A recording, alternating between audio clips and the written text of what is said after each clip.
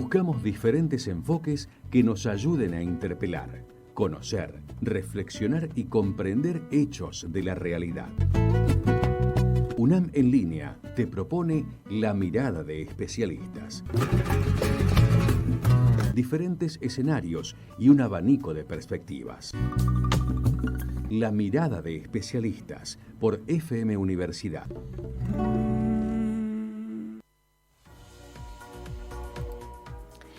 Y en el marco de estos 40 años de democracia, bueno, ayer se recordó un día tan importante en nuestro país, un 30 de octubre de 1983, en las elecciones presidenciales. Raúl Alfonsín era electo con el 52% de los sufragios y ese día también marcaba un antes y un después, la recuperación de la democracia en nuestro país. Y para reflexionar sobre esta fecha, queremos seguir sumando miradas, sobre todo de académicos de nuestra universidad, y estamos en comunicación telefónica con el director de la carrera de Historia de la Facultad de Humanidades y Ciencias Sociales de la UNAM, Magíster Jorge López.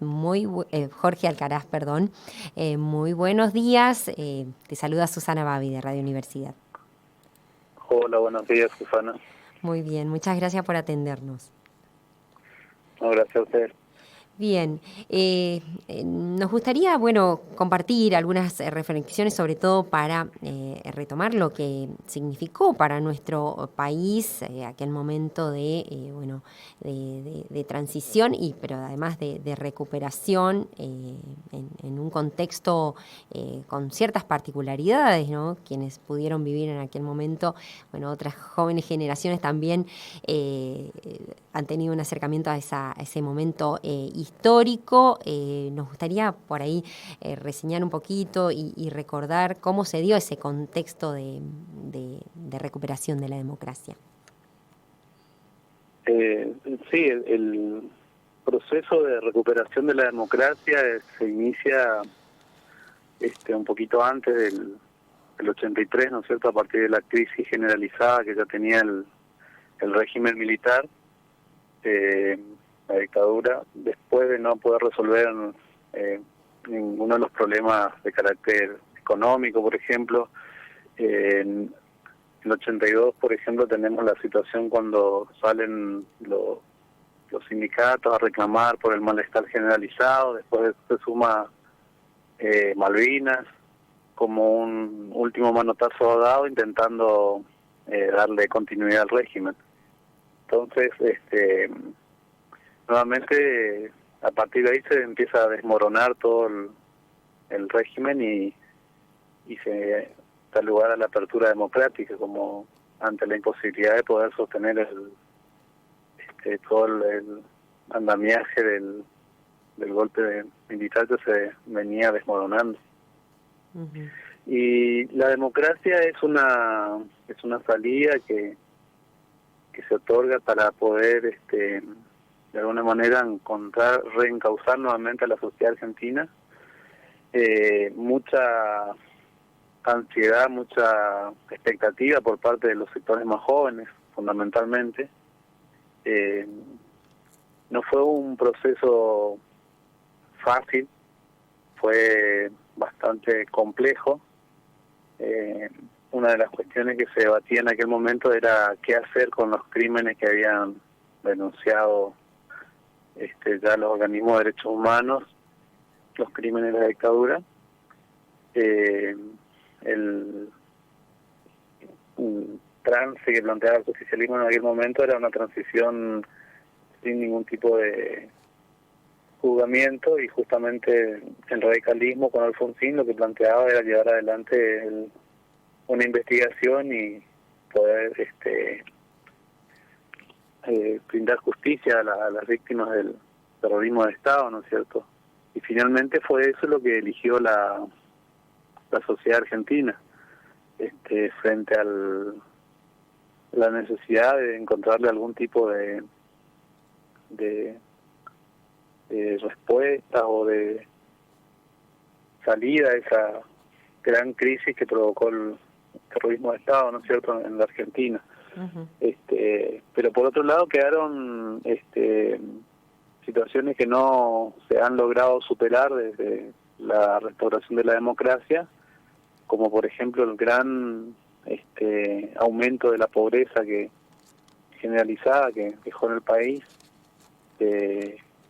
poco menos del 7% que existía en los años 70, se llega a más del 35% en los años 80 cuando se retorna a la democracia. Lo mismo pasa con la deuda externa, condicionando a todos los gobiernos democráticos de ahí en adelante. Toda la implementación de las políticas que en adelante se llevan adelante, ya sea de uno u otro signo político, estuvieron condicionados por estas dos variables, la pobreza, el endeudamiento, y además las políticas de desindustrialización y desestabilización general del sistema productivo organizado desde el Estado, ¿no es cierto? Todas las empresas del Estado que prepararon las condiciones para avanzar en las privatizaciones en los años 90. Y ahora, 40 años de aquel momento histórico también, y muchos analistas lo habrán visto, la forma, también las particularidades que tuvo el discurso de Alfonsín en ese contexto también, como para unificar y como para acompañar a toda la sociedad argentina que quería un cambio con un discurso conciliador, pero también apostando a la defensa de los derechos humanos después de lo que fue esa etapa oscura de la historia argentina. Sí, más que nada la búsqueda de justicia, porque si vos querés un discurso conciliador, tenía el discurso de Luder, que él sí que planteaba la conciliación y bueno, pasar por alto todo lo que eran los crímenes que habían cometido la dictadura. En ese sentido hay que ser objetivo, digamos. El peronismo no tuvo una revisión ni tampoco estaba en sus objetivos el pedido de justicia. Justamente eso fue lo que repercutió en la sociedad argentina en ese momento, tratar de encontrar justicia, por lo menos en ese sentido, digamos, porque después todo lo que son las políticas de tipo económica de Alfonsín fueron un fracaso, o sea, no lograron resolver toda la situación heredada desde el 76 al 83 en adelante. Por eso, si tendría que asociar la figura del discurso de Alfonsín, sería más un pedido de justicia, no tanto una conciliación nacional, digamos, porque eso es lo que marca su campaña, su discurso político, y después también fue parte de su práctica como presidente de la nación. Incluso también fueron uno de los condicionantes que aparecen después con la ley de olvido y el punto final, digamos. También ese fue la limitación que se le impuso a él, y no pudo avanzar en investigar con todos esos crímenes que se habían cometido, ¿no? También fue un freno por parte de algunos sectores de la sociedad argentina. Pero dio el puntapié inicial para aquella Comisión Nacional sobre la Desaparición de Personas. Exactamente, eso fue su contribución. En este contexto de elecciones también, que se dan muchas particularidades este año en estas elecciones presidenciales, algunos discursos negacionistas y algunos ataques también a lo que fue aquella etapa, lo que significó para el país aquel momento de recuperación de la democracia. ¿Cómo lo están analizando desde la academia? Una cuestión es